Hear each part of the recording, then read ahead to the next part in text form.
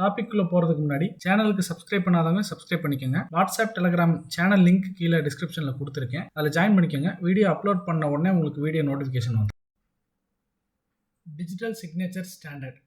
So இது சிம்பிளாக சொல்லப்போனால், ஒரு மெசேஜோ ஒரு டாக்குமெண்ட்டையோ நம்ம வந்து ரிசீவருக்கு சென்ட் பண்ணும்போது டிஜிட்டல் சிக்னேச்சர், அதாவது டிஜிட்டல் சைன் பண்ணி சென்ட் பண்ணுறோம்.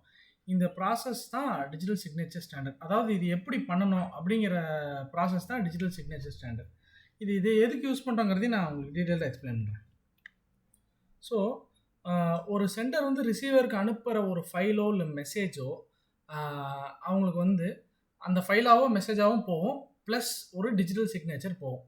இந்த டிஜிட்டல் சிக்னேச்சரை வச்சு ரிசீவர் என்ன கன்ஃபார்ம் பண்ணலாம் அப்படின்னு பார்த்தீங்கன்னா, யார் அனுப்பிச்சாங்க, அவங்க தான் அந்த ஒரு கரெக்டான சென்டர் தான் அனுப்பிச்சாங்க அப்படிங்கிறத கன்ஃபார்ம் பண்ணலாம். இன்னொன்று, கரெக்டான மெசேஜ் தான் வந்திருக்கு, நடுவில் எந்த இடத்துலையும் மெசேஜ் வந்து ஆல்டர் பண்ணப்படலை அப்படிங்கிறதையும் சொல்லலாம். அதே மாதிரி இன்னொன்று என்னென்னா, சென்டர் வந்து நான் அனுப்பலைன்னு சொல்ல முடியாது. இந்த 3 இது முக்கியம். டிஜிட்டல் சிக்னேச்சர் நம்ம ரிசீவ் பண்ணோம்னா, ஒரு ஃபைலோ இல்லை மெசேஜோட டிஜிட்டல் சிக்னேச்சர் ரிசீவ் பண்ணோம்னா, இந்த 3 விஷயம் நம்ம கன்ஃபார்ம் பண்ணிக்கலாம். இதுக்காக தான் டிஜிட்டல் சிக்னேச்சர் வந்து யூஸ் ஆகுது. ஸோ இந்த டிஜிட்டல் சிக்னேச்சர் பண்ணுறதுக்கு, டிஜிட்டலி ஒரு டாக்குமெண்ட்டையோ ஒரு மெசேஜையோ சைன் பண்ணுறதுக்கு இந்த கம்ப்ளீட் ப்ராசஸ்க்கே வந்து என்ன வேணும்னா 3 விஷயம் வேணும். ஒன்று வந்து ப்ரைவேட் கீ, இன்னொன்று பப்ளிக் கீ, இன்னொன்று ஹேஷ் ஃபங்க்ஷன். இந்த ப்ரைவேட் கீ, பப்ளிக் கீ ரெண்டுமே சென்டரோட தான் வேணும், ரிசீவரோட தேவையில்லை. இப்போ இந்த ப்ராசஸை ஃபஸ்ட்டு நான் எக்ஸ்பிளைன் பண்ணிடுறேன், அதுக்கப்புறம் அதை வந்து தியரியாக டீட்டெயிலாக பாயிண்ட் பை பாயிண்ட்டாக இருக்குது. ஃபஸ்ட்டு வந்து அலைஸ் அப்படிங்கிறவர் வந்து ஒரு மெசேஜ் சென்ட் பண்ணுறாரு. யுவர் ஷிப்மெண்ட் இஸ் ரிசீவ்டு அப்படின்னு சொல்லி ஒரு மெசேஜ் சென்ட் பண்ணணும்.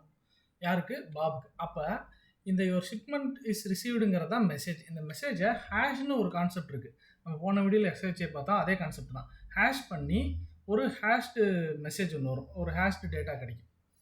இந்த டேட்டாவை இவருடைய ப்ரைவேட் கீயை வச்சு என்கிரிப்ட் பண்ணி ஒரு டேட்டா கிடைக்கும். அதுதான் சிக்னேச்சர்.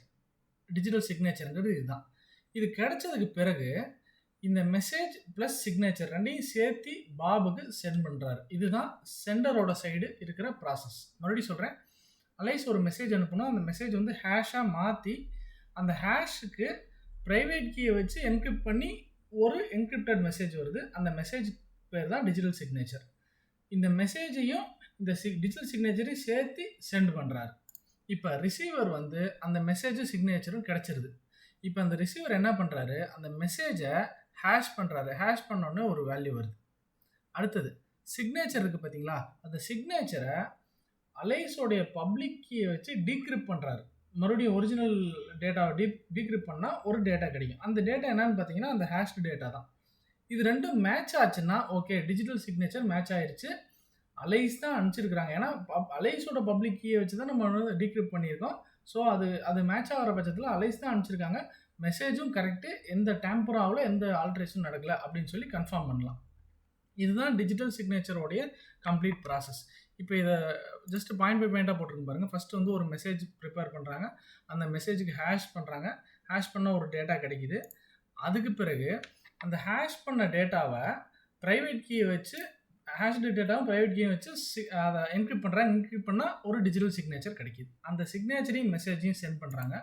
ரிசீவர் என்ன பண்ணுறாரு, ரிசீவ்டு மெசேஜை ஹேஷ் பண்ணுறாரு. இது ஒரு பாயிண்ட். அடுத்தது அந்த சிக்னேச்சரை வந்து அலைஸோட பப்ளிக் கீயை வச்சு டீக்ரிப்ட் பண்ணுறாங்க, அது ஒரு டேட்டா கிடைக்கிது. இது ரெண்டையும் கம்பேர் பண்ணி ஈக்குவலாக இருந்துச்சுன்னா அது வந்து கரெக்டாக ஆத்தென்டிகேட்டான பர்சன்ட் இருந்தால் வந்துச்சு, அவங்ககிட்ட இருந்தால் வந்துச்சு, டேட்டாவும் மாறலைன்னு அர்த்தம். இல்லை மிஸ்மேட்ச் ஆச்சுன்னா ஒன்று டேட்டா மாதிரி இருக்குது, இல்லைன்னா சென்ட் பண்ண பர்சன் வேறு அப்படிங்கிறது தான் இதோடைய கான்செப்ட். ஸோ அதை வச்சு ஒரு அக்செப்ட் ஆர் ரிஜெக்ட் அப்படிங்கிறத கன்ஃபார்ம் பண்ணிக்கலாம். ஸோ இந்த ப்ராசஸில் முக்கியமாக என்ன நடக்குது அப்படின்னு பார்த்தீங்கன்னா, நடுவில் வந்து எந்த இடத்துலையும் டேட்டா மாறல அப்படிங்கிறது டேட்டா இன்டெகிரிட்டி. கரெக்டான டேட்டா வந்திருக்குங்கிறது டேட்டா இன்டெகிரிட்டி. அடுத்தது கரெக்டான பர்சன் தான் அனுப்பிச்சிருக்காங்கிறது வந்து டேட்டா இது ஆத்தென்டிசிட்டி.